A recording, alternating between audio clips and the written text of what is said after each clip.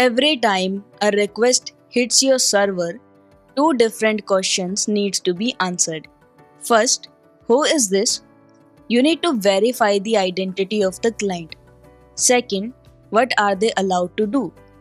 Even after you know who they are, you still need to check their permissions. These two are completely different concerns handled by separate layers in the system. Let's start with authentication. It is the process of verifying identity.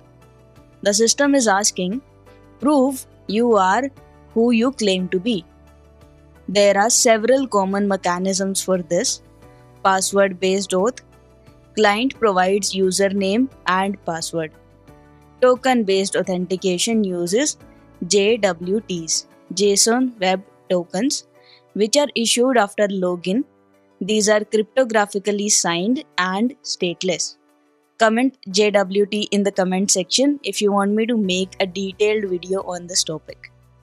Next mechanism is OAuth 2.0, which delegates authentication to some third party. This is what powers login with Google or login with Facebook on websites. Next is multi-factor authentication, which is a layer on top, a second factor like OTP or a push notification. And finally, API keys are how services identify themselves to each other in service-to-service communication. The output of successful authentication is a verified identity.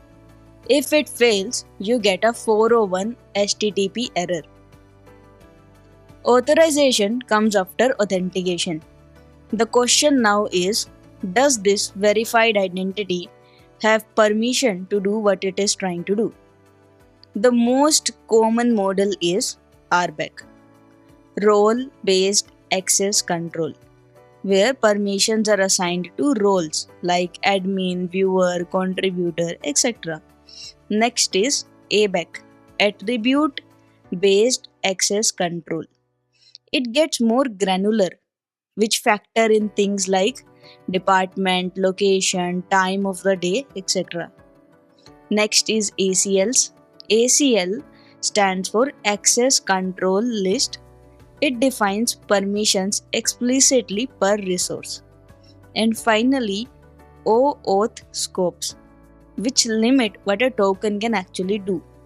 A token with read emails scope cannot delete emails, even if it is a valid token. If authorization fails, you get a 403 HTTP error. Here is how a real request lifecycle looks. A request comes in, hits the authentication middleware. Is this a valid JWT? If yes, it moves to the authorization middleware. Does this identity have the required permission?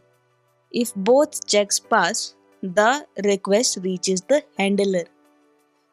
Let's understand this better with an example. When you log into GitHub, that's your authentication. GitHub verifies your credentials and issues a session token. Your identity is now established. Now if you try to push code to repo where you only have read access, GitHub knows who you are. But since you don't have permission to push code, that push gets denied with a 403 forbidden error. To summarize, authentication asks, who are you? It happens first and verifies the client's identity.